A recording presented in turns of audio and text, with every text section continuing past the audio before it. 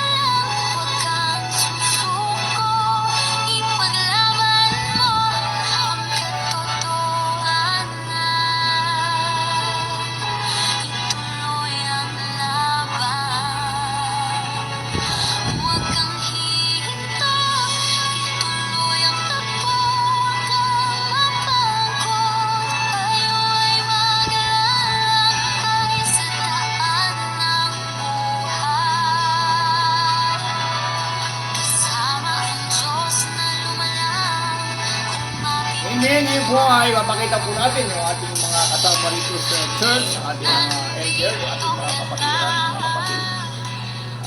Ito po sila, no?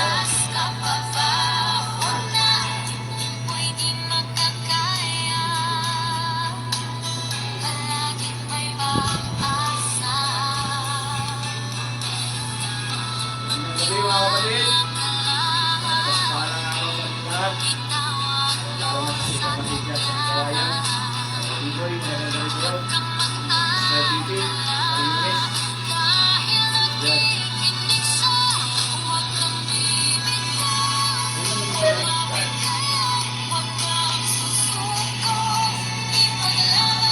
Ngayon, pakinggan po natin ating Pastor Jeff Aspi.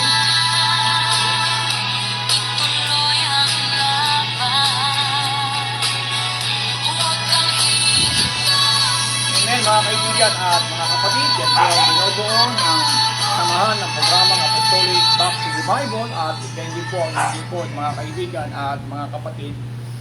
Bago tayo mag-upisa, siguro batiin po natin yung ating mga kapatiran dito sa Kaibika at Magbagi. Sa panguna ng ating Pastor Jeff, pinabati natin ang Family Bayon, Family Juan, at family Dormal at din yung family Minggito dito po sa Magbaging mga kaibigan. At pinabati rin natin yung ating mga kapatiran dyan sa Bulacan, no? Sa Magbaging Bulacan, kay na Brother Biboy Alones, kay na Sister Betty Alones, at sa lahat po ng ating mga kapatiran dyan na patuloy sumusubaybay Apostolic Back to the Bible. At pinabati rin po natin yung ating kapatid dyan sa Bulacan, sa Sister Arlene Ibarra, sa aking bayaw at sa aking mga pamangkin, at kay Sister Ariela dyan sa Dubai, at kay Brother Norbin Saren na patuloy na sumusuporta sa Apostolic Back to the Bible. Sa lahat po ng ating mga kapatiran dyan sa Nueva Ecija, binabati rin natin sila Pastor Reynald Dizol at sa kanyang may bahay, at din kay na Brother Morgan na patuloy na lumalaban at nakikipagbaka sa kanilang pananampalataya. So bigyan po natin pagkakataon, bumati ang ating pastor. Si Brother Rodel, no? Binabati rin natin. Nagpapasalamat pala tayo kay Mama Philly Mendoza na dumalaw dito nung nakaraang araw. Maraming salamat po, no? Kay Sister Maureen. Binabati na rin natin yung kanyang mister, si Evangelist Aliner Gastardo, no? Loobin ng Diyos na nais nila daw pumunta rito bukas, no? Loobin ng Panginoon, mga kapatid, ay welcome po kayo sa dito po sa aming church at sa samahang ito. Maraming salamat din sa inyong pagtitiwala, no? Si Brother Joel sa Cavite, no? Patuloy lang kayong makinig, no? At isulat ninyo, mga kapatid, ang inyo pong napapakinggan para mayroon kayong babalikan kung sakali man na kayo po ay magsuri, no? Salamat, Brother Aljon. Amen, mga kaibigan at sa ating mga kapatid. So, yabati rin natin yung ating mga viewers diyan sa iba't ibang sekta, no? Sa mga, mayroong mga iglesia ni Cristo, Yes. dating daan, at gayon din, karamihan yung mga UPC na ating mga kaibigan diyan. Sa ating mga viewers, pati yung mga basher din. No? Yes. So, pagpalain po tayo ng ating Panginoon Diyos, mga kaibigan at mga kapatid. Ngayon po ay tutungayan po natin yung ating topic. Ito po ay napakalaga kasi marami na tayong narinig na aral, Pastor, Yes. na ang kanilang pagpapaliwanag halos pare-parehas eh. Hallelujah. Na talagang pinapatunayan nila na sa unang 1:5:20 ay yung tunay na Diyos ay walang iba kundi yung anak. Anak.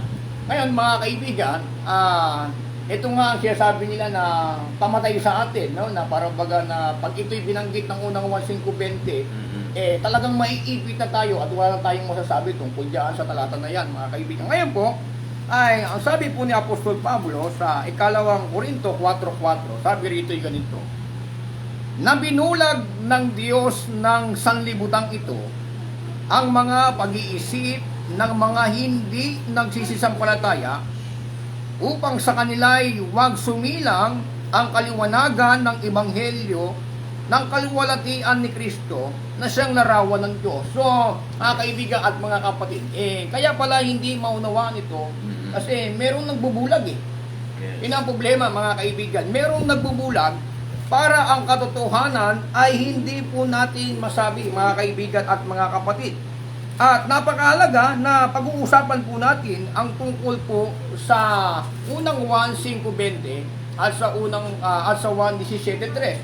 Kasi ito ang nagiging controversial, mga kaibigan, at ito yung nagiging kontrahan na sinasabi ng Panginoong Hesus doon sa John 17:3 na ito ang buhay na wala hanggan, na ikaw ay makilala nila na iisang Diyos at tunay. Yes. So particular na ang tinutukoy niya na iisang Diyos na tunay ay walang iba kundi ang Ama. Ang Ama. Hindi pwedeng dagdagan at hindi pwedeng bawasan. Kasi kung dadagdagan natin yung isalitang ikaw, yung ikaw singular yon. Hindi Yes. pwede, hindi niya sinabi na tayo ay makilala nila na iisang Diyos na tunay. O kaya kayo ay makilala nila na iisang Diyos at tunay. At binabanggit ni Kristo na at ito ang buhay na wala hanggan, na ikaw ay makilala nila. Sino ang dapat nating makilala? Na tunay na Diyos, mga kaibigan. Walang iba kundi ang Ama. Amen. At kung hindi natin tatanggapin na yung Ama ay tunay na Diyos, binaliwala natin yung sinabi ng Panginoong Kristo. Yes. Sapagkat Amen. ang payag ng Panginoong Kristo, mga kaibigan at mga kapatid, pakabanalin mo sila sa katotohanan. Ang salita may katotohanan. So hindi ito magsasalita ang Panginoong Kristo ng kasinungalingan na ang talagang tinutukoy niya na tunay na Diyos ay walang iba kundi ang Ama. Yan po ay sang-ayon din kay Apostol Pablo, mga kaibigan. Hindi magkakontra si Apostol Pablo at ang ating Panginoong Kristo. Yes. Tignan po natin sa unang Korinto, madalas po natin itong binabasa, mga kaibigan. Sabi doon ay, ngunit sa ganang atin ay may isang Diyos lamang. Sabi doon, ang Ama na nagbuhat sa Kanya ang lahat ng mga bagay at tayo sa Kanya. So pinapaliwanag ni Apostol Pablo na doon sa mga kapatiran doon sa Corinthian, kasi maraming paniniwalang itong mga Diyos sa libutan eh. Yes. Kung tataas natin sa 5, sabi rito, sapagkat bagamat mayroong mga tinatawag na mga Diyos, maging sa langit o maging sa lupa, gaya ng may maraming mga Diyos at maraming mga Panginoon. Alam natin yung mga Greek mythology, yung mga Griego, marami po silang mga tinatawag na mga Diyos, mga kaibigan. Nandiyan Amen. sila yung Zeus, may natawag din silang Hercules, no? May natawag din na Jupiter, no? So, ngunit sabi ni Pablo, ngunit sa ganang atin Isa. ay may isang Diyos lamang, ang Ama. But to us, there is but one God, the Father. Pag sinabing one, hindi ito dalawa, kundi ito po ay iisa at hindi rin ito oneness, Yes. mga kaibigan at mga kapatid.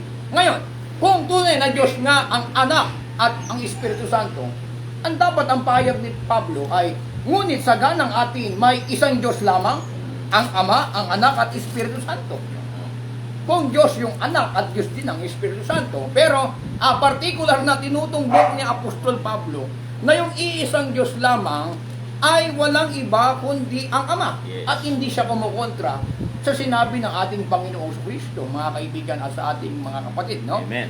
Bigyan natin panahon ang ating pastor. So, pwede bang balikan mo muna yung 1 John 5:20 dahil kung yun ay pahayag ni Apostol Juan at kung si Apostol Juan, Brother Aljon, ang tinutukoy niya na tunay na Diyos dyan sa 5:20 ay ang anak, taliwas yan sa paniniwala ni Pablo at taliwas din sa paniniwala ng ating Panginoong Kristo. Kasi ang mangyayari, dalawa ang sasagasaan ni Juan.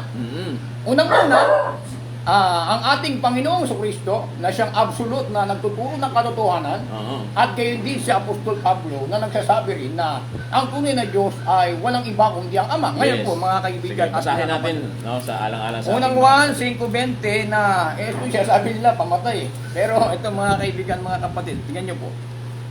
At nalaman natin na naparito ang anak ng Diyos at tayo'y binigyan ng pagkaunawa upang makilala natin siya na totoo at tayo'y nasa kanya na totoo. Sa makatuwid ay sa kanyang anak na si Jesucristo. Ito ang tunay na Diyos, at ang buhay na walang hanggan. So mapapansin nila, mga kaibigan at mga kapatid. Kasi marami nagpaliwanag nito mga pastor. Yung iba mga Master of Divinity o Master of Theology.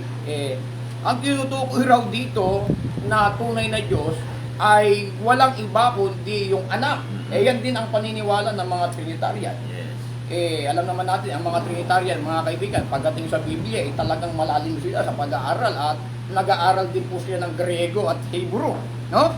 Ngayon, mapapansin po natin, mga kaibigan, dito po sa unang 1:5:20, meron pong dalawang tinutukoy rito. Hindi lang po ito particular sa anak na ang anak lang ang subject. Yes. Kasi kung ang anak lang ang subject dito, kung papasinin po natin, mga kaibigan, at nalalaman natin na naparito ang anak ng Diyos. Yes. Kung magagayoy, ang naparito, Ang anak ng Diyos. ang anak ng Diyos. Sige. Hindi sinabi yung naparito, siya yung Ama, at siya rin ang Diyos. At naparito ang anak ng Diyos, anong ginawa ng anak ng Diyos? Sige. At tayo'y binigyan ng pagkaunawa. So yung anak ng Diyos naparito upang bigyan tayo ng pagkaunawa. Yes. Upang ating makilala siya na totoo. At tayo'y nasa Kanya na totoo. So ito, dito nagkakatalo yung makilala siyang totoo at tayo sa Kanya ay totoo. So mapapansin natin, mga kaibigan, yung tinutukoy raw dito na totoo, walang iba kundi yung anak. No? Pero kung papansin po nila, mga kaibigan at mga kapatid, tingnan po. Sabi rito, upang siya'y makilala totoo at tayo sa Kanya ay totoo. Sabi rito, sa makatuwid ay sa Kanyang anak na si Jesucristo. May tinutukoy na sa makatuwid, Kanya. yung makikilala mong totoo, sa makatuwid, sa Kanyang anak na si Jesucristo. Sino tinutukoy ng kanyang anak? Sino yung tinutukoy roon na Kanyang anak? Lalabas, kung si Kristo yung Kanyang anak, lalabas ang Panginoong Kristo Meron din siyang anak na si Jesucristo rin. Di ganun ang konklusyon nila. Yun ang mangyayari kasi mapapansin po natin, sa makatuwid, sa Kanyang anak, sino itong tinutukoy na His? Ito bang His na itumutukoy sa ating Panginoong Kristo? Kung tumutukoy ito sa ating Panginoong Kristo, lalabas yung Panginoong Kristo. May anak. Meron siyang anak at si Kristo rin. Yan ang mangyayari, mga kaibigan, sa talata, mga kaibigan at mga kapatid. Ngayon, sabi rito, kung magkagayon, mga kaibigan, sa makatuwid sa Kanyang anak, tignan po natin sa English, no? And we know that the Son of God is come and had given us an understanding that we may know Him that is true. And we are in Him that is true. Even in His Son, Jesus Christ. Yes. Dapat makilala mo yung Ama, siya'y totoo, at tayo sa Kanya totoo. Yung salitang even, maging yung Kanyang anak na Jesucristo, kailangan din itong makilala. So, maliwanag ito, mga kaibigan at mga... Ngayon, dahil ang tinutumbok nila, yung tunay na Diyos at yung buhay na walang hanggan. So, pansinin po natin, mga kaibigan, nasaan po ba yung buhay na walang hanggan na tinutukoy po ng talata? Tingnan niyo po sa unang 1:5 at ang bersikulo po ay 11. Tandaan po natin talata. At ito ang patotoo na tayo'y binigyan ng Diyos ng buhay na walang hanggan. At ang buhay na ito ay nasa Kanyang anak. Eh yung buhay na wala hanggan pala, Mm-mm. nasa kanyang anak. Oo, baka magkonklusyon sila na dahil ang buhay na walang hanggan ay nasa anak, edi Diyos yung anak. Okay, yun ang mangyayari, no? Ngayon, yung buhay na wala hanggan, na nasa kanyang anak, sino ang kasama nito? Kasi may kasama ito eh. Pakinggan yung mga kaibigan. Sa unang 1:1-2, tingnan po natin, ay ganito. Yaong aming nakita at narinig, sabi rito sa 2, at ang buhay ay nahayag. At aming nakita at pinatotohanan at sa inyo aming binabalita, ang buhay na walang hanggan, na kasama ng Ama, at sa atin ay nahayag. Oo, Yun. ibig sabihin, sino ang nahayag dyan? Walang iba kundi ang buhay na walang hanggan. Yes, Kung yes. mapapansin natin na yung buhay na walang hanggan ay nasa kanyang anak, Mhm. at yung buhay na walang hanggan, sabi ni Juan, kasama ng Ama. Yes. So, ang lalabas mga kaibigan, yung tunay na Diyos, mga kaibigan at mga kapatid, yun ang tinutukoy ni Kristo na ang Ama ay nasa akin. Yes, amen. At yung buhay na walang hanggan, kasama ng Ama yun. Kaya, pagka kayo po'y sumampalataya sa ating Panginoong Jesucristo, kayo po ay nasa tunay na Diyos at may buhay na walang hanggan. Yes. Kaya nga, ang sabi rito mga kaibigan sa unang 1, mapapansin nyo po mga kaibigan, yung grammar sabi rito, naalaman natin na paritong anak ng Diyos at tayo binigyan ng pagkaunawa upang makilala natin siya na totoo at tayo na sa kanya totoo. Sa makaduwid ay sa kanyang anak. Yung salitang sa. Yes. Sa English kasi in. Mhm. Katunayan ito ay mayroon siyang tinuturo. Mhm. Sabihin, yung tunay na Diyos at yung buhay na walang hanggan, nasa ating Panginoong Jesucristo. Ngayon, anong katunayan? Ito ba ay sang-ayon sa ating Apostol Pablo? Tingnan nyo mga kaibigan, sa 2 Korinto, ito rin ginagamit nila, tama yung talata, pero ang application, ang mali. Yes. Tingnan nyo po. Sa makatwid bagay, na ang Diyos kay Kristo, to wit that God was in Christ. Hindi si Kristo yung Diyos, kundi yung Diyos, na kay Kristo. Yes, amen. Kasi kung si Kristo rin ang Diyos, sabi sa unang Korinto 11:3, ang Pangulo ni Kristo ay ang Diyos. Hindi pwede na mangungulo yung Ama na Diyos. Siya rin pala ang Kristo, hindi pwede gano'n. Yes. Parang asawa yan, no? Ang Pangulo ng babae, ang lalaki. At ang Pangulo ng lalaki, si Kristo. At ang Pangulo ni Kristo, ang Diyos. Hindi naman pwede mga kaibigan, yung babae, siya rin yung lalaki. Yes, amen. At si Kristo, siya rin ang Diyos. Yan po, maliwanag. Kaya, ang Diyos ay kay Kristo. Sabi doon mga kaibigan. Kaya, yung buhay na walang hanggan at yung tunay na Diyos ay tumutukoy pa rin po ito sa Ama. Yes. Ina-address po sa atin na ang Panginoong Jesucristo, pagka ikay sumampalataya, nandito ka po sa tunay na Diyos at buhay na walang hanggan, mga kaibigan. Wala po yung kontradiksyon. Kayo lang po nagbibigay kontradiksyon. Kaya, tatanong namin sa inyo, yung salitang kanyang anak na si Jesucristo, yung salita bang His, yun ba ay tumutukoy sa Ama o tumutukoy sa anak? Pagka sinabi nyo yun ay anak, lalabas yung His, yung kanyang anak, lalabas, may anak pa. Yes. At ang amen. anak ay ang Panginoong Jesucristo. Granting na Diyos ang anak, Diyos din ang Ama. Ilan na ang Diyos? Magiging dalawa at mawawala ang taga-pamamagitan. Mhm. Kasi kailangan merong mamagitan Merong isang Diyos at merong isang taga-pamagitan sa Diyos. Lalabas, Diyos yung Ama, Diyos yung anak. Wala nang mamamagitan. Lalabas mga kaibigan at mga kapatid. Wala nang tingnan po natin sa unang Timoteo 2:5. Sapagkat may isang Diyos, ito ko rito ni Pablo ay yung Ama. Yes. At may isang tagapamagitan sa Diyos at sa mga tao, ang taong si Kristo Jesus. Hindi sinabi ni Pablo ang taong si Kristo, hindi niya sinabi ang Diyos na si Kristo Jesus. Mhm. Kundi sabi niya ang taong si Kristo Jesus. Yes. Na kailangan may tagapamagitan. Kung gagawin niyo pong Diyos yung anak, lalabas, wala nang tagapamagitan at tanggapin na rin nila yung terminong Diyos anak na ginagamit ng mga Trinitarian. Yes. Amen, no? Yan po yung mga kaibigan at mga kapatid, no? Ngayon po ay magpapatuloy po tayo. So, bigyan natin panahon ating pastor. So, mga kapatid, no, salamat sa talatang ito kasi mga kapatid, kung bakit hinihimay-himay ito ni Brother Aljon, gusto namin na malaman ninyo na kapag kasinundan mo si Juan dito sa 1 John 5:20, kapag ito ang tinutukoy ni John ay ang anak, ito ang tunay na Diyos, ang anak, ay kontra po ito sa sinabi naman ni Apostol Pablo, ay parehas lang po sila na mga apostol. Iisang pahayag, iisang diwa. Hindi maaring magkakontra po sila. No, si Pablo, ang tinutukoy niya na Diyos ay ang Ama. So binasa niya yung 1 Corinthians 8:6 at mismo ang Panginoong Jesucristo ay ipinapakilala niya na yung isang Diyos na tunay doon sa John 17 at doon sa 20:17 din ng John ay ang Ama. So kung ang Panginoong Jesucristo ipinapakilala niya na ang tunay na Diyos ay ang Ama at si Pablo ay ang Ama at si John naman ay ang anak, magkakontra sila.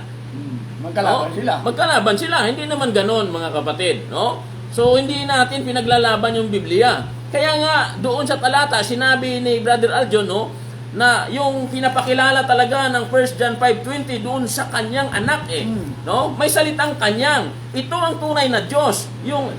Ibig sabihin, sa kanyang anak. Yung tinutukoy na tunay na Diyos, yung salitang kanyang. Di ba? Di ba, Brother John? Oo, kasi yung salitang sa makatuwid, sa kanyang anak. Oo. Ngayon, yung pag tinanong mo sila, yung salitang kasi yung kanya sa English, his. Sino yung his na tinutukoy? Yun yung ama eh. Yan ba yung anak o yan yung ama? Pag sinabi nyo na yan yung anak, lalabas na yung anak, meron pang anak na ang Panginoong Jesucristo. Eh, malabo na ho yun. Hindi na ho natin pwedeng sundan yun, Brother Aljon. Kasi kung susunod na natin yung agreemento nila, Oo. lalabas, bakit pa tayo naging one God para lang tayo Trinitarian? Dahil ang Yes. paniniwala ng mga Trinitarian, ang anak ay Diyos. Yes. Ang Holy Spirit ay Diyos. One God and three person, no? Lalabas, hindi tayo one God. Ang lumalabas na nagiging Trinitarian tayo dahil ang paniniwala ng mga Trinitarian, itong tunay na Diyos na tinutukoy sa unang one, ay walang iba kundi ang anak. Taliwas ito sa sinabi ng Panginoong Jesucristo at ng ating Apostol Pablo. Yes. Hindi Amen. naman pwede na ang pagpapahayag magkaiba. Amen. Kasi ang pagpapahayag nila, mga kaibigan, iisa lang po ang pagpapahayag ng ating Diyos Ama na nasa langit. Kaya nga sinabi ni Pedro na ikaw ang Kristo, ang anak ng Diyos. Sabi ni Jesus kay Pedro, mapalad ka sapagkat ito'y hindi pinahayag ng laman at dugo, kundi pinahayag ng aking amang nasa langit. Naniniwala rin si Juan na si Jesucristo ay anak ng Diyos. Yes. Amen. Si Marcos, sa Marcos 1:1, ang pasimula ng Ebanghelyo ni Jesucristo na anak ng Diyos. Si Pablo sa 9:20 ng gawa, pinapangaral niya rin na si Jesucristo ay anak ng Diyos. At doon sa mga Corinthians, doon sa 2 Corinthians 1:19, pinapangaral ni Pablo, ni Silvano, ni Timoteo, na si Jesucristo ay anak ng Diyos. Kaya, walang kontradiksyon, mga kaibigan at mga kapatid, na kailangan nating kilalanin na ang iisang Diyos lamang ay walang iba kundi ang Ama. Yes. Kasi sabi ni Kristo na ikaw ay makilala nila na isang Diyos ang tunay. Hindi niya naman sinama yung sarili niya. Bakit? Meron bang karapatan si Kristo na ipakilala niya ang kanyang sarili? Pakinggan yung mga kaibigan sa 8:42 ng 1. Tingnan po natin. Kasi pagpapakilala ni Kristo na siya ay Diyos, lalapas tanganin niya yung Ama. Yes. Dahil ang pinakikilala niya ng Diyos, yung Ama. Yes. Amen. Tapos magpapakilala sa Diyos. 8:42 ng 1. Pakinggan niyo. Sinabi sa kanila ni Jesus, kung ang Diyos ang inyong Ama, ay inyong iibigin ako, sapagkat ako'y nagmula at nanggaling sa Diyos, sapagkat hindi ako naparito sa aking sarili, kundi sinugo niya ako. Hindi pala siya naparito sa kanyang sarili. Yes. Saan siya naparito? 5:43 ng 1. Naparito ko sa pangalan ng aking Ama. Ayaw ninyo ang tanggapin. Ang ini-introduce ni Kristo, yung Ama. Na ang sabi niya, hindi ako naparito sa aking sarili. Yes. Amen. Kasi kung papakilala niya na Diyos siya, magkakaroon lalo ng kaguluhan. Diyos yung anak, and also, Diyos din ang Ama. At naniniwala rin yung iba, yung Holy Spirit, Diyos din, magiging tatlong Diyos. Hallelujah. Hindi mo pwede paglingkuran yung tatlong Diyos. Kasi isang daan na, sabi doon, ibigin mo ng buong puso, buong lakas, buong kaluluwa, kung tatlo sila, paano, hindi mo pwedeng hatiin ang kaluluwa mo. Hindi mo pwede hatiin ang puso mo. Kasi kailangan buo, mga kaibigan at sa ating mga kapatid. No? Praise God. Okay, Hallelujah. So, ang Panginoong Jesucristo, mga kapatid, ay lagi niyang pinapatutuo kung sino yung Ama, ipinapakilala niya, at yung Ama na suma sa Kanya, sabi sa John 12, Brother Aljon, sa 49 hanggang 50, Pakinggan ninyo mga kapatid, no? Sabi- Ang sinabi ng anak. Sabi rito, sapagkat ako'y hindi nagsasalita na mula sa aking sarili. Eh kung siya na ang ama, paano yung statement na yan? So, mangyayari, sabi niya, hindi ako nagsasalita sa aking sarili. Sino siya ngayon kung siya na yung ama? Ano lumalabag? Dahil ang sabi ni Kristo, hindi ako nagpapakilala sa aking sarili. Kundi sinugo niya, kaya hindi siya nagsasalita sa ganang kanyang sarili. Kasi kung magsasalita siya sa ganang kanyang sarili, sabi ni Kristo, ako'y naghahanap ng kaluwalhatian sa mga tao. Yes. So sino ngayon ang kanyang tinutukoy dyan? Tuloy natin.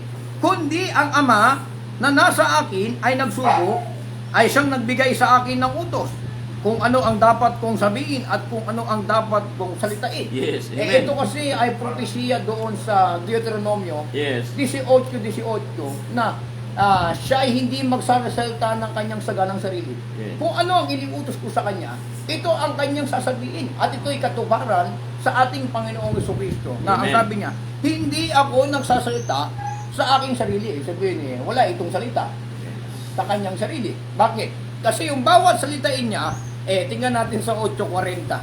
Kung anong sabi ng Panginoong Jesucristo. Yung bawat kanyang salitain, sabi niya, "Datapwat ngayoy pinagsisikapan ninyo akong patayin, na taong sa inyo'y nagsaysay ng katotohanan na aking narinig sa Diyos, ito'y hindi ginawa ni Abraham."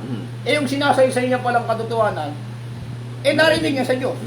Hindi naman pwede yung nakarinig. Siya rin yung kinaringgan. Oo. At yung nakarinig, Diyos din. Ayun ang problema. Kasi Diyos nang nakarinig, tapos yung kinaringgan, Diyos din. Oo. Lalabas na dalawa ang Diyos. At pangalawa, mga kaibigan, mga kapatid, nauubusan nga ito ng salita Kasi Kristo, di basahin natin mga kaibigan, no? Maganda may talata sa 12:27, tingnan nyo. Sabi niya rito, "Ngayon, nagugulumihanan ang aking kaluluwa," sabi ni Kristo. "At ano ang aking sasabihin? Ama, iligtas mo ko sa oras na ito, ngunit dahil dito ay naparito ko sa oras na ito." Sabi niya, sabi niya ay, nagugulumihanan ang aking kaluluwa. Hallelujah. Ano ang aking sasabihin, Ama? Ito naman, nauubusan ng salita. Tapos humihingi ng tulong sa Ama. Nangihingi ng instruction kung ano yung kanya sasabihin. Hallelujah. Yun po mga kaibigan. Kaya sabi ni Kristo, pagka kayo'y dinala sa Sanhedrin, huwag kayong magsalita. Kundi isusugo ko ang aking espiritu. Siya ang magsasalita. Amen. Kaya yung nagsasalita kay Kristo, yung amang tumaan sa kanya. Kaya sabi niya, hindi ako nagsasalita na mula sa aking sarili. Yung amang tumaan sa kanya, mga kaibigan, yun po ang tunay na Diyos. Mga kaibigan. At yung word na tumaan sa kanya, ang buhay na walang hanggan.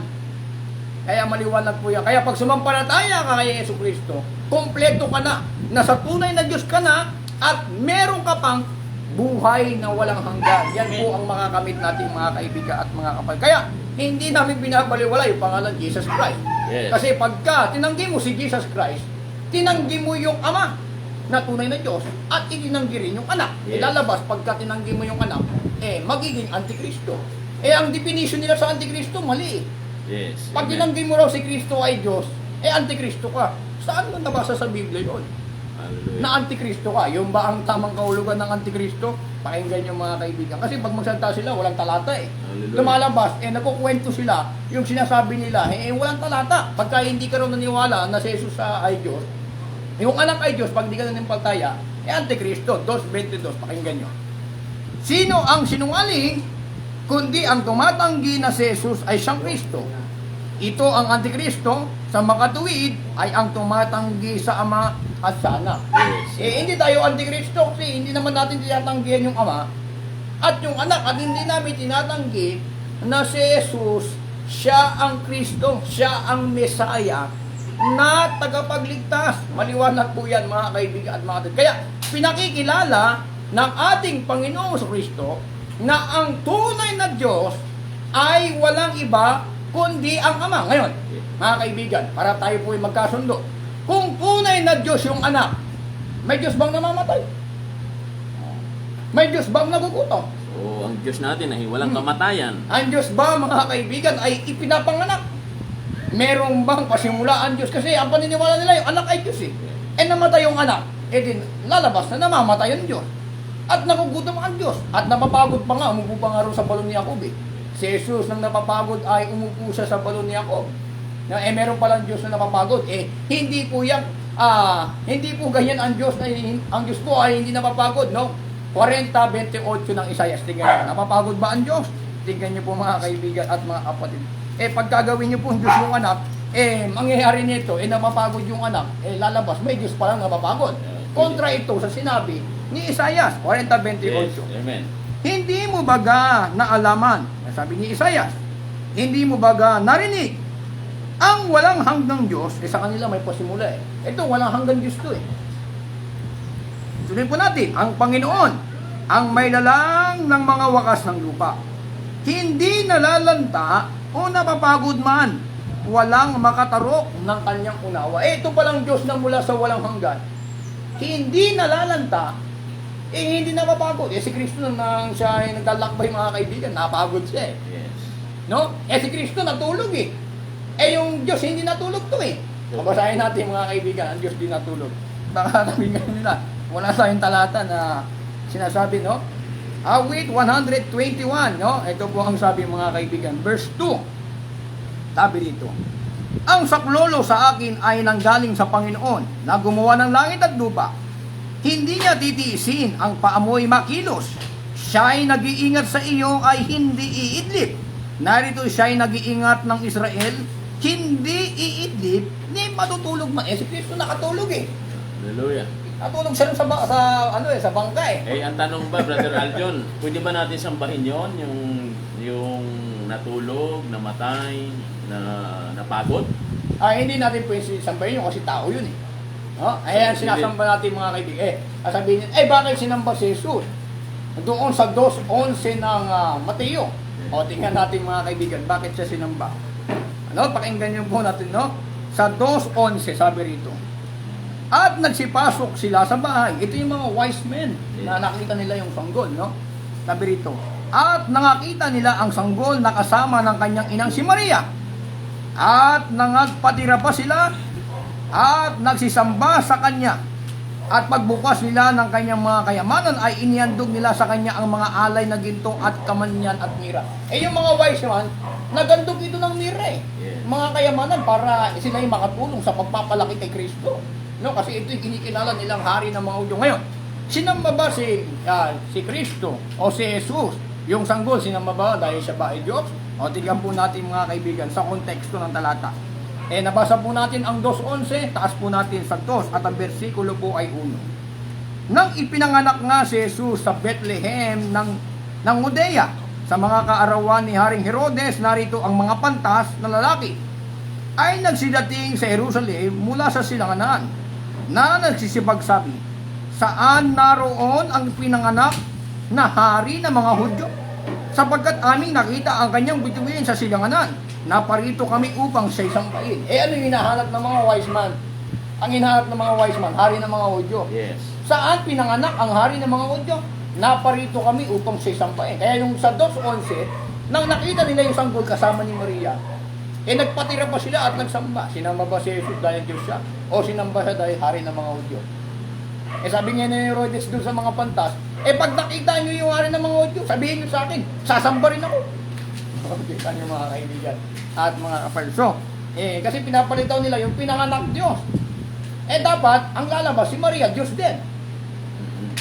Dahil ang nagpanganak ay Diyos. Dapat ang nanganak ay Diyos din. Lumalabas si Maria, tao Until now, si Maria, patay pa rin hanggang ngayon. No, mga kaibigan, okay, bastos. Amen. No? So, walang mother God, no? So, Brother Aljon, pinag-uusapan kasi natin yung ama Di ba yung ama na yon, yun ang nagsalita kay Noe. Nagsalita din yon kay Jacob, kay Moises. Sa huling panahon, hindi baga yun din yung nagsalita sa pamamagitan ng anak? Maliwanag yan mga kaibigan, no? Sa Hebreo 1:1, no? Na yung amang nagsalita doon sa mga propeta. Yes. Sa ating mga patriarka, kay na David, kay na Moises, ito rin ay nagsalita sa pamamagitan ng kanyang anak. Tingnan niya sa 1:1. Ang Diyos ay nagsalita ng unang panahon sa ating mga magulang sa iba't ibang panahon at sa iba't ibang paraan. Pwede siyang magsalita sa panaginip. Yes. No? Pwede niya kausapin sa panaginip. Sa pamamagitan ng mga propeta. ay nagsalita sa atin sa mga huling araw na ito sa pamamagitan ng kanyang anak. So dati, no, kung nakikipag-usap ang Panginoon, dinadaan niya sa mga propeta. Yes. Amen. Sabi niya doon kay Moises, sabihin mo sa mga anak ni Israel, sinugo ako sa inyo, ni ako nga. Oo. So, mula sa Diyos, ibibigay niya sa propeta, sasabihin ng mga propeta doon sa Israel. Pero sa atin, iba na eh. Sa mga huling araw na ito, nagsasalita ang Diyos sa pamamagitan ng kanyang anak. Kaya, So, pwede ba tayo, dahil ang konklusyon ng ating mga kapatid, no, ay yung ama, siya na rin ang anak, dahil nga, doon sa salitang siya ang larawan ng Diyos na din nakikita, so siya na rin ang ama, so yung salita ay nasa kanya na, so nung nagsalita ang ama kay Moises, si Moises ba, siya na rin yung ama? ay hindi rin. Kasi nagsalita lang ang Diyos sa pamamagitan ni Moises. Kasi hindi pwede ang Diyos magsalita sa mga Israelita. So kung hindi pwede kay Moises, sa anak, pwede ba na dahil nagsalita siya, siya na rin ang ama? Maari magsalita yung ama sa pamamagitan ni Kristo. Pero si Kristo, yung anak, hindi siya yung ama kasi gaganto yan. Kung nagsalita ang Panginoon sa mga Israelita, kukontra yun sa sinabi ni Kristo na kailanman hindi nyo narinig ang kanyang tinig. So may problema, no? Hindi niyo nakita ang kanyang anyo. Yung ama pala ng salita, di narinig yung tinig, di nagsisinungaling ang Kristo. Oo. Na hindi niyo nakita ang kanyang tinig, hindi niyo narinig ang kanyang tinig, ni nakita niyo ang kanyang anyo. Yung ama pala ng sasalita, hindi na kailangan ng propeta. Kailangan talaga ng propeta kasi yung propeta man of God to. Ang tawag sa kanila, taga-kita.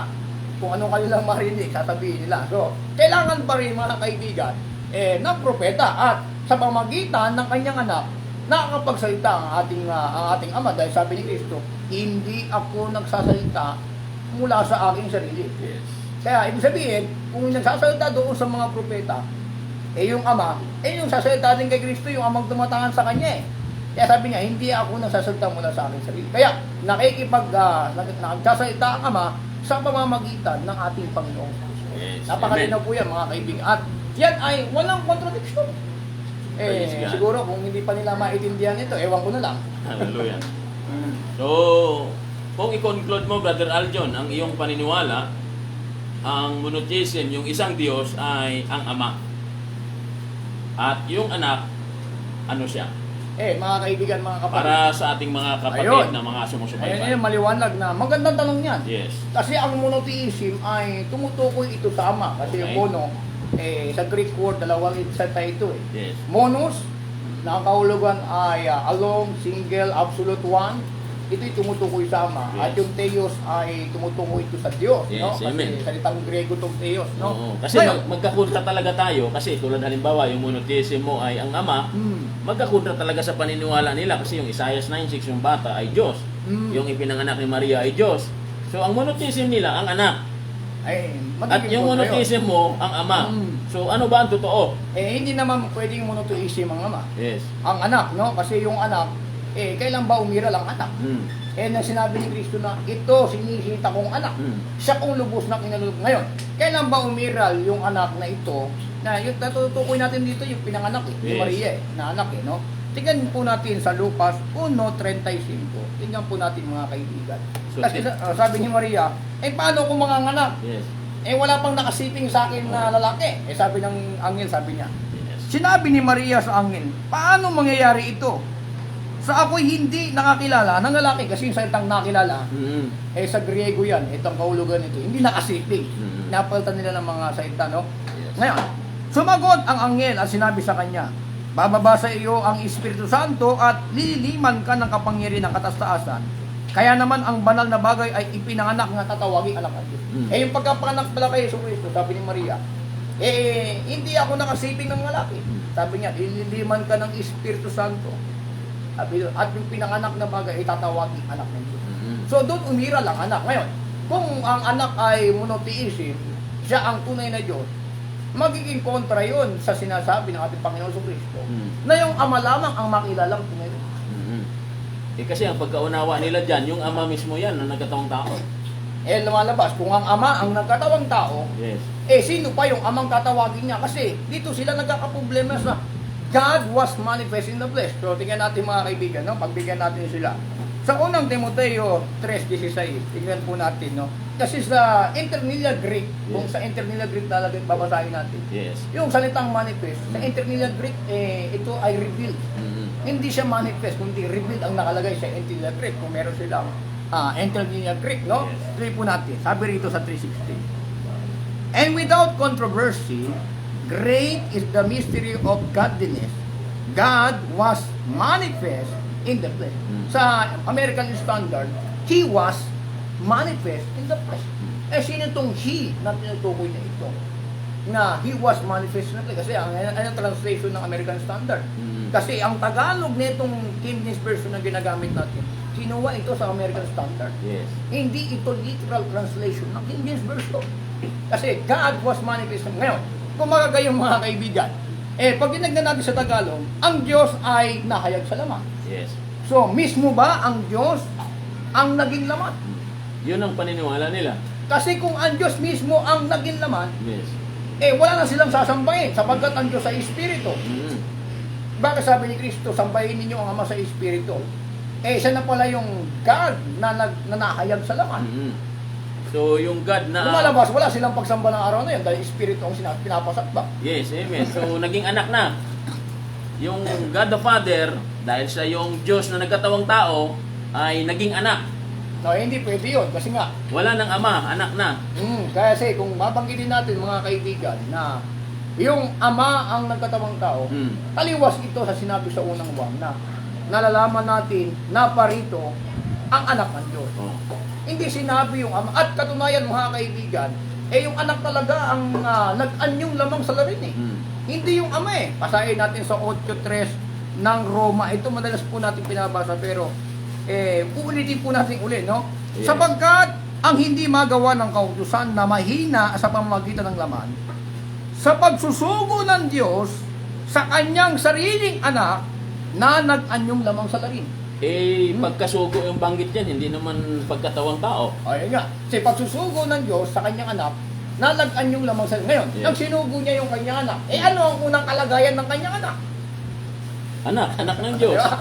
So, lalabag na yung kanyang anak na sinugo, mga kaibigan at mga kapatid, nag-anyong lamang sa larin kasi may araw ito ng kanyang laman eh. Yes. 5:7 of the book of Hebrew.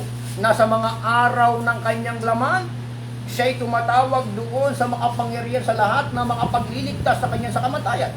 At siya'y tumalima, bagamat siya'y anak. Lumalabas na yung anak talaga ang naparito sa libutan. Yes. Hindi yung ama, kasi kung yung ama ang naparito sa libutan, sasabihin ni Kristo, aakyat ako sa aking ama, inyong ama, aking Diyos. Lalabas, artista ang Panginoon sa Kristo. Mm. Nagsasalita siya na hindi niya alam, sinasabi niya na aakyat ako sa aking ama, siya na pala ang ama.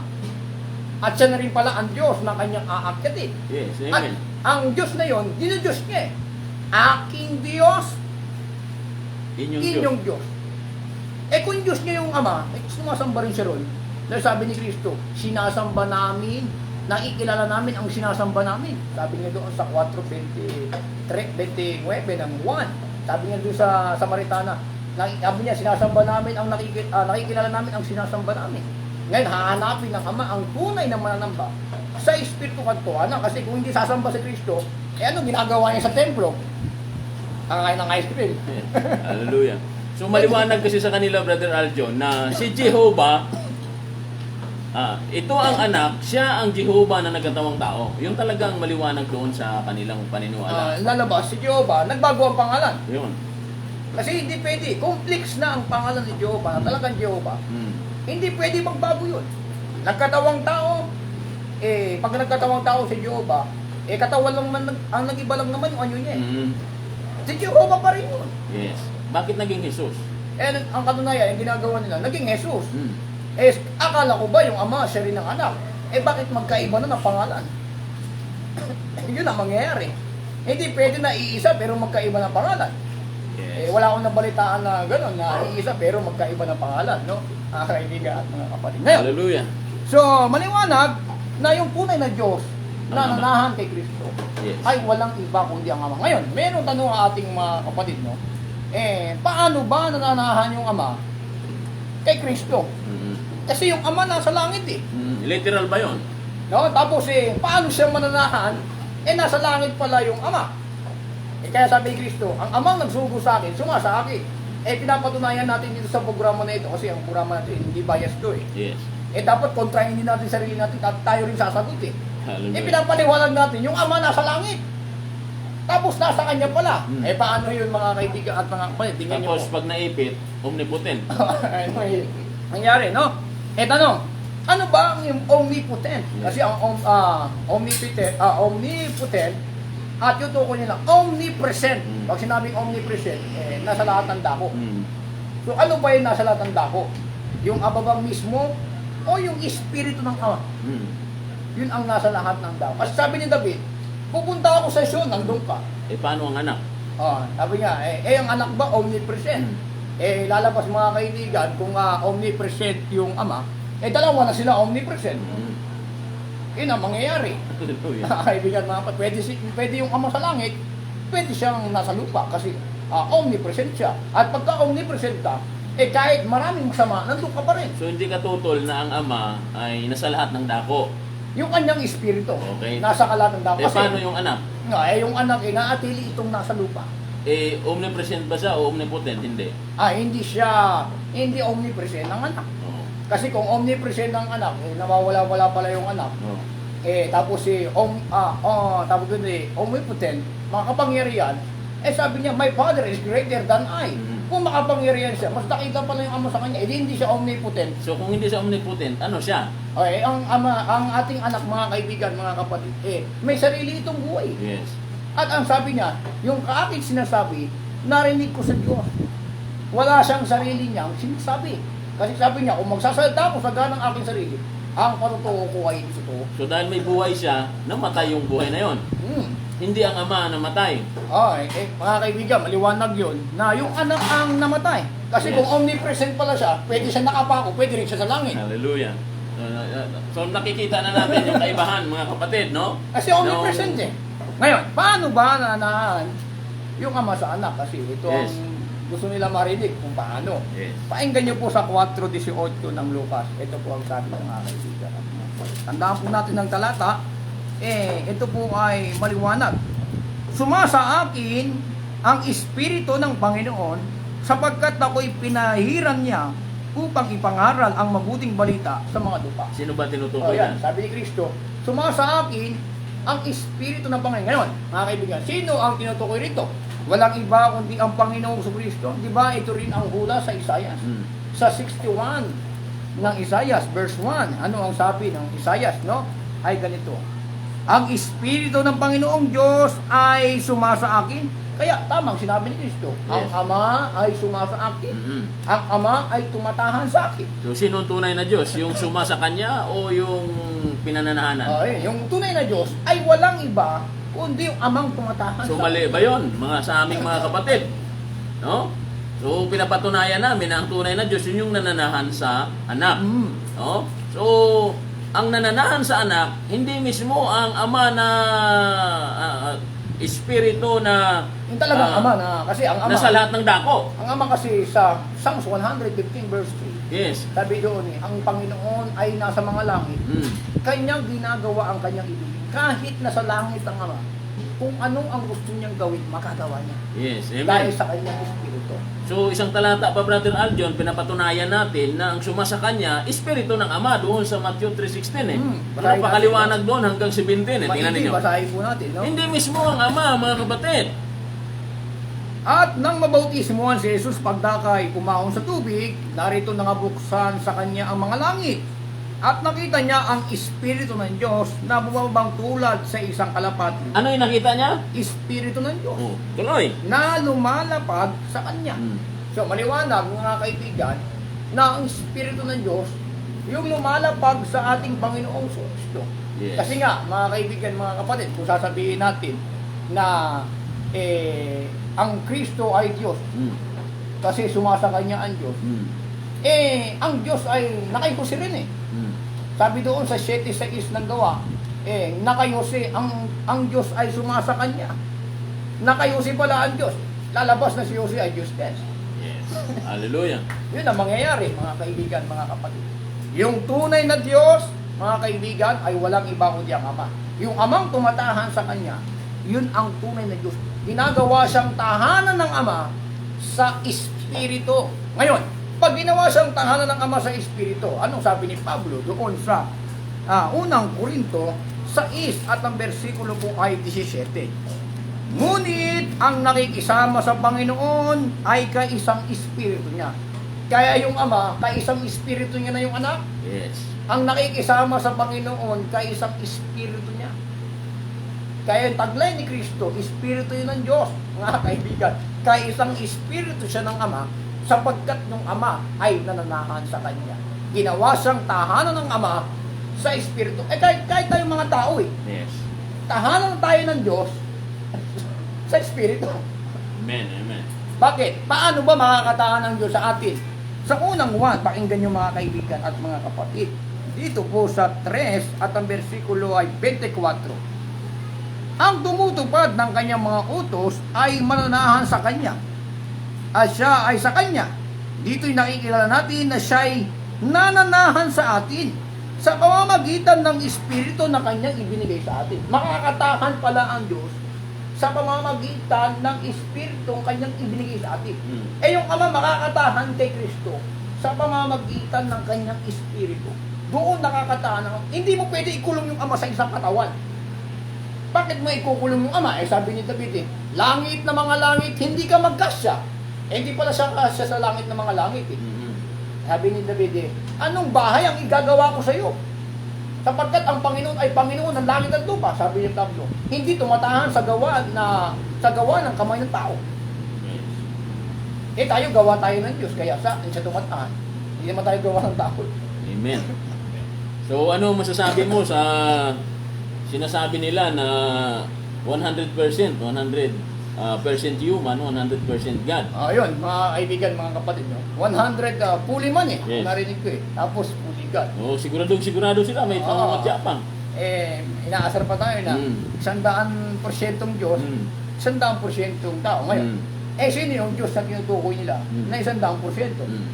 Yung ba yung Ama o yung ba yung anak? Ay sabihin natin ang anak dahil yun ang paniniwala nila. Dahil yung paniniwala nila na yung anak yung 100% Ama. Di wala nang natira sa Ama, 100 na yung anak 0 na natira sa Ama. So, kung 100 na walang natira, isang nature na lang yun. O isang nature na lang. At lalabas na yung pagka-Diyos ng Ama, wala na. Kasi yung anak nga ay Diyos 100% Diyos. Anong ibibigay mong porsyento sa Ama? Nasa anak na yung 100% Diyos. So, ipaliwanag mo sa kanila, no? Mga kapatid. So, maraming mga tanong, no? So ginaganahan tayo. No? So, maliwanag mga kaibigan at mga kapatid, no? Hindi po kami galit kasi nga, ito katotohanan Yes. Unang-una, yung sarili namin, kinukontra namin, kami rin ang sasagot. Yes. No, ito kasi ang maganda hindi naman pwede na yung talata, pabor lang sa amin, tapos yung talata na yun na kami rin ang magtatanong, kami rin ang magsasagot. Ang ginagawa ng iba, pabor lang sa kanila Yes. Amen. Walang screening kung paano sila cross-examination yung kanilang sarili. Hindi nila kino-cross yung sarili nila na paano ito. Hindi, pabor lang sa kanila na pinapatunayan nila na yung anak ay tunay na Diyos sa unang 1:5:20. Ngayon, mga kaibigan, kung gagawin ninyong tunay na Diyos yung anak sa unang 1:5:20, sabi doon, nalalaman natin na parito ang anak ng Diyos. Ang tanong, nang naparito ba ang anak ng Diyos? Ano siya? Tao siya o Diyos? Kung Diyos siyang naparito, ang sagot nila Diyos. Kung Diyos siyang naparito, aakyat siya sa Diyos, tapos aakyat siya sa Ama.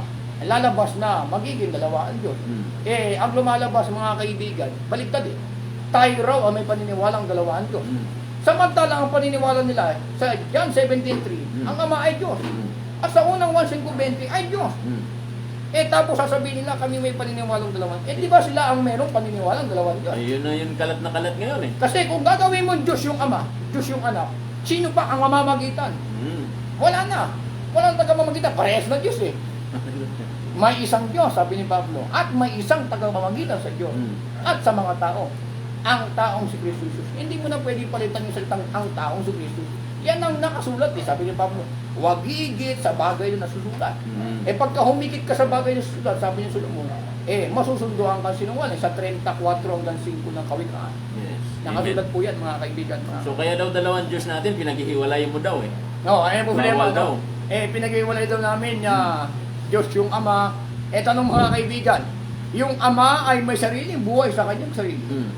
Gayun din yung anak ay pinagkalooban niya na magkaroon ng buhay sa kanyang sarili. Mm. Kaya nga nang pinako si Kristo sa krus, Mm. Ama, pinagtatagubilin ko sa iyo ang Espiritu. Mm. Pinagtatagubilin niya para sa Ama yung Espiritu. Siya na pala yung Ama. Sino pang pagtatagubilinan niya? Mm. Siya na pala yung Ama.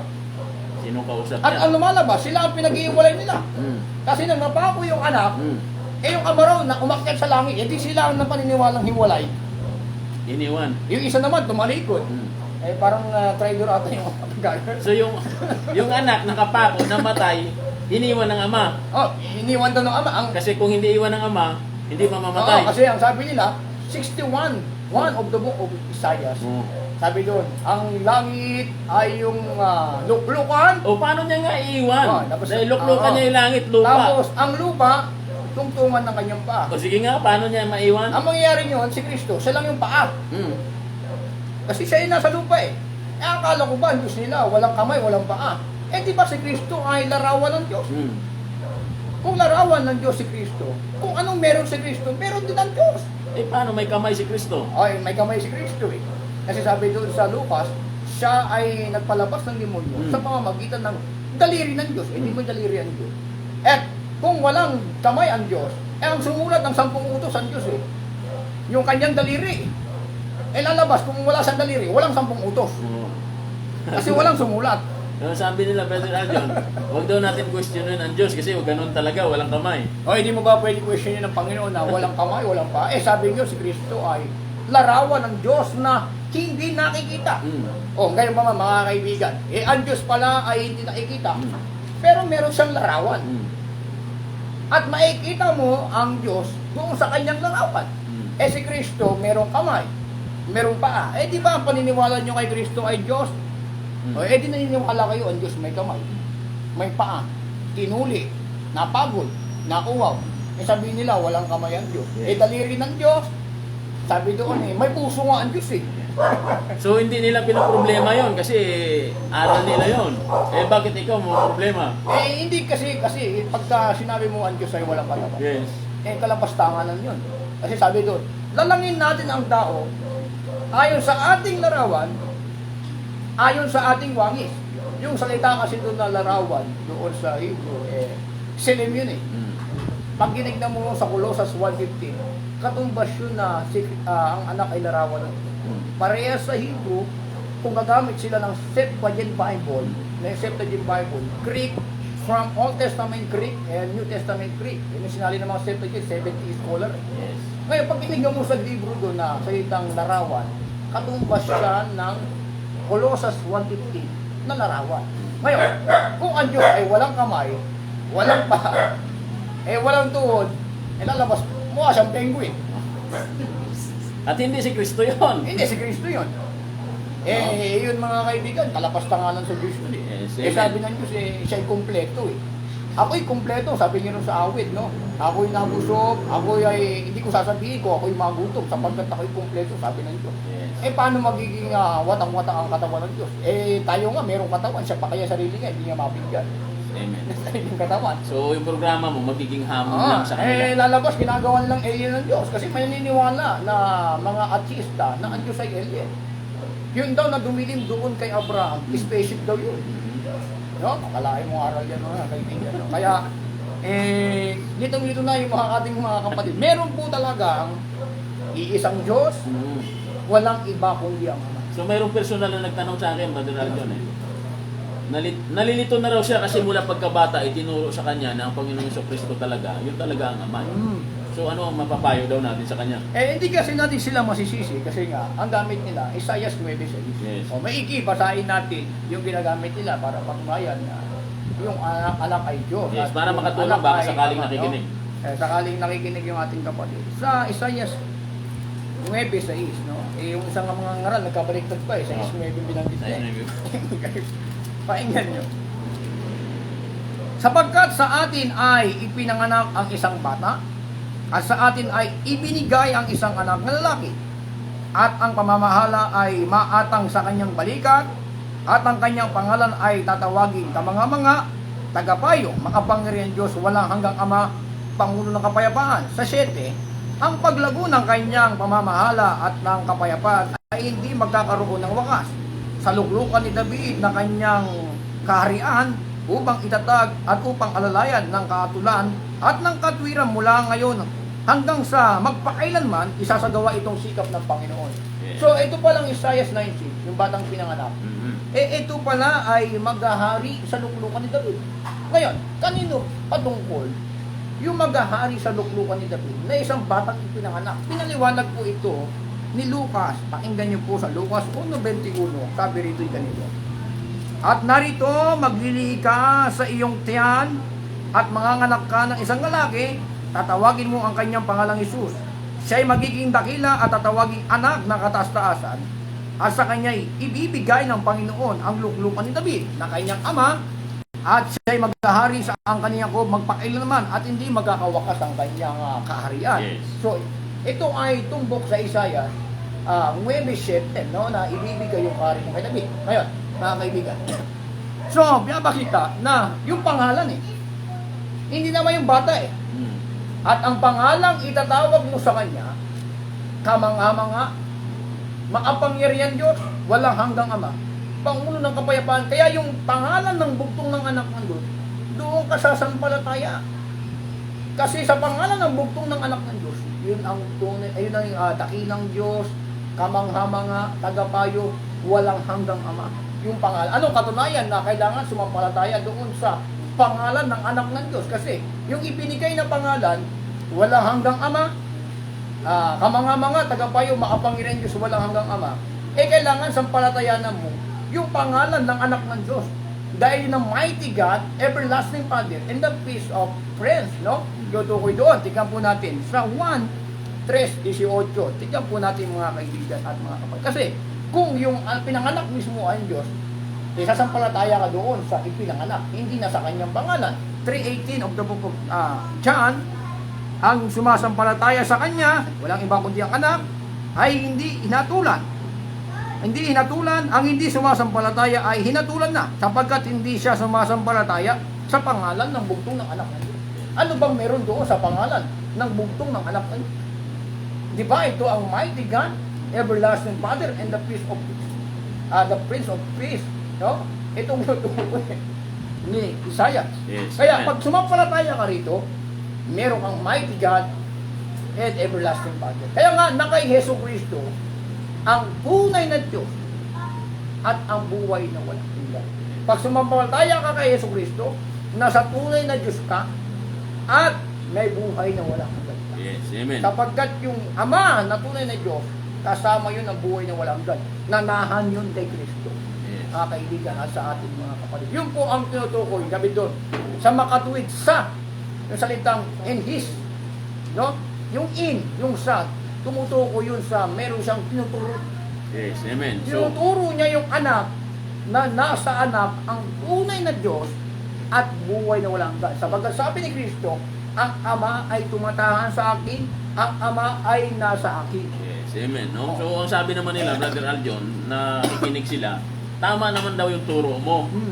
Kaso lang, natatakot sila sa kanilang mga angkan na ang bata na ipinanganak ay Diyos. Pagka umalis sila sa ganong paniniwala, ay maaring magkagulo at magkawatak-watak Ay, sila. hindi pwede yun. Kasi si Pablo, ganyan din eh. Oo. So, ano ang mapapayo mo? Sabi ni Pablo, nang nakilala ko si Kristo, hindi na ako nagpaalam sa laman at dugo. Pakinggan nyo, mga kaibigan. No? So, i-challenge mo sa kanila yon, Brother Sa Aljon. Galatia, kasi sabi ni Pablo, Yes.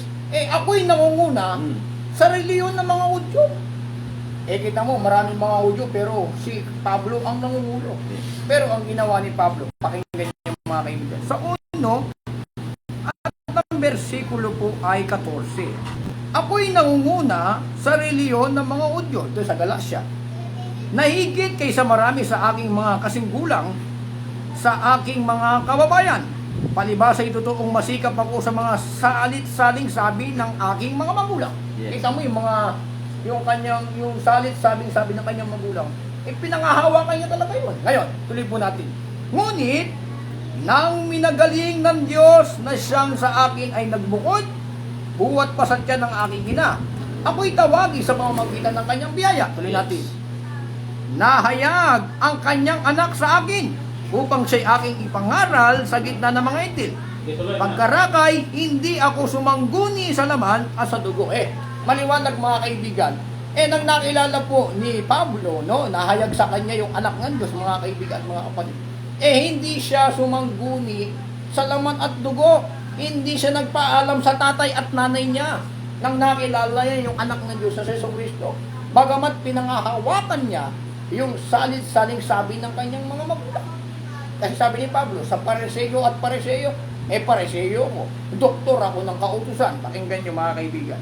Dito po sa Filipos, sa 3 at ang versikulo ay 5. Natinuli na ikawalong araw mula sa lahi ng Israel, mula sa angkan ni Benami, Hebreo sa mga Hebreo, tungkol sa kautusan ay Pariseo, tungkol sa pagsisikap ay mga uusig sa iglesia, tungkol sa kabanalan ay nasa kautusan ay walang kapintasan. Sabi ni Pablo, Hebreo sa Hebreo, sa kautusan ay Pariseo.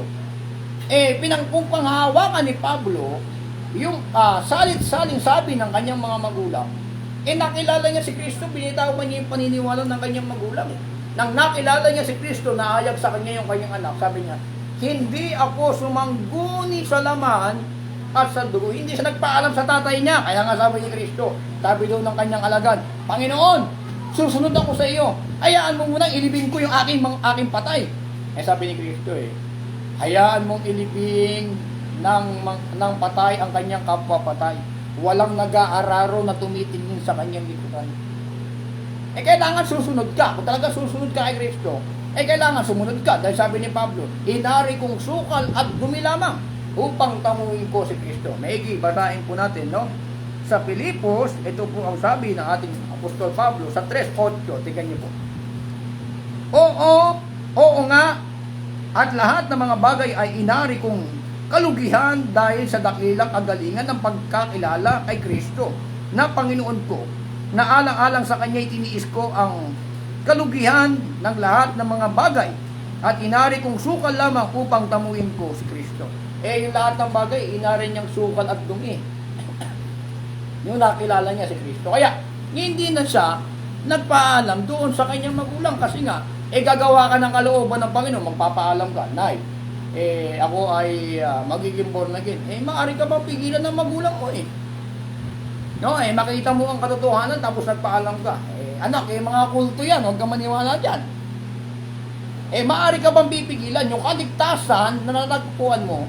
At isa tatamuin mo kaligtasan, hindi mo matatagpuan kasi nagpaalam ka sa nanay mo, sa katatay mo. Pagdating po sa reliyon, mga kaibigan at mga kapatid, sabi ni Kristo, ang anak ay makikipaglaban sa ama, ang ama ay makikipaglaban sa kanyang asawa. Sa reliyon, mga kaibigan, talagang matindi. Kanya-kanya kasi ang kaligtasan sa reliyon. Filipos 2:12, sabi ito na, inyong gawin ang inyong sariling pagkaligtas na may takot at panginginig. No? Kanya-kanya po tayong kaligtasan.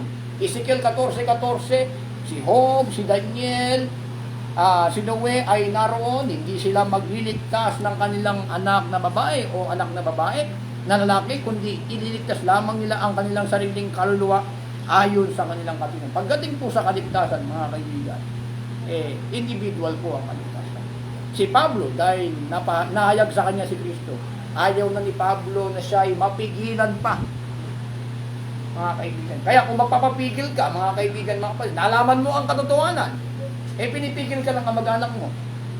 Hallelujah. Lalabas na tumitipente ka sa kaligtasan mo, sa magulang mo. Kanya-kanyang kaligtasan. Naawa man tayo, pero wala tayong magawa. Kasi may napangaralan akong pastor, ang paliwanag natin okay na Yes. Kaya hindi niya na ako dinidebate kasi naliwanagan niya siya. Mm-hmm. Pero yung nasa paligid niya, yun ang problema.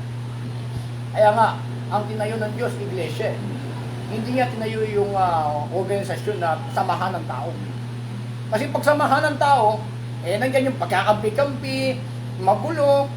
Pagka iglesia ng Panginoon, sabi doon sa 14, 33 ng unang Korinto, ang Diyos ay Diyos ng kaayusan. Ang pangulo ng babae, ang lalaki. Ang pangulo ng lalaki, si Kristo. Ang pangulo ni Kristo ang Diyos. Merong order. Yes. May pagkakasunod-sunod kung sino ang mangungulo. Eh sa ngayon, may nangungulo, babae na eh. Eh di wala na sa kaayusan. Kaya nagiging problema mga kaibigan. Amen. No? Hindi natin sa ating pastor. So, sa ating mga kapatid na sumusubaybay, no, na nahihirapan sila kasi parang strange daw yung doctrine na ito, pero yung iba naman ay nabubuksan. So, tina-challenge namin kayo mga kapatid. So, nandiyan naman yung mga talata.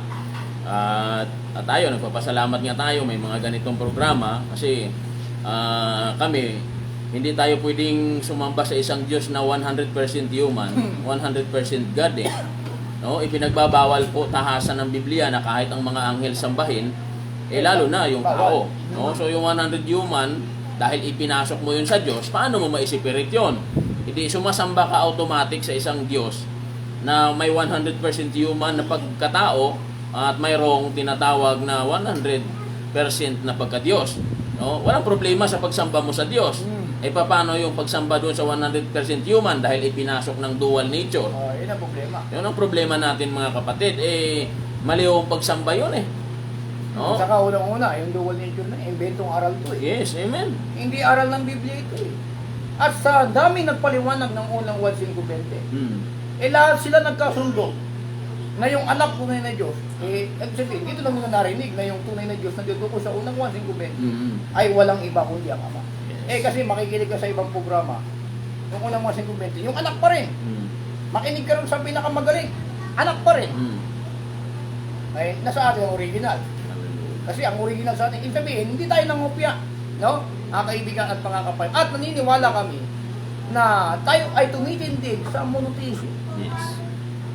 No, kaya maliwanag Amen. sa unang 1.520, ito po'y aming tinitindig na yung tunay na Diyos ay tumutukoy po ito sa Ama. Sa makatuwid sa kanyang anak na si Jesucristo, ito ang tunay na Diyos at ang buhay na wala hanggan. So, mga kaibigan, mga kapay, siguro overtime na tayo. So, wala bang mga tanong? Tingin ko maraming tanong ito kasi okay, tingnan natin, may tanong natin. Walang tanong kasi natatapos yung programa natin. Yes. Doon, dumadami ang tanong. Pero pag naka-live tayo, ayaw nila magtanong. Okay. Hindi ko alam, walang problema. So, okay lang mga kapatid, no? So, maraming salamat, no? Amen. Mga kaibigan, mga kapatid, bago po tayo magtapos, ay pakita po natin ang ating mga kasama rito. Tingnan po natin sila. Thank you, Lord. No?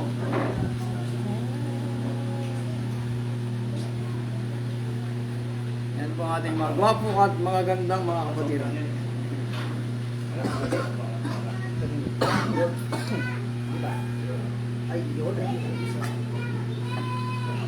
Bye-bye. Next Sunday ulit. So, Thank you, Lord.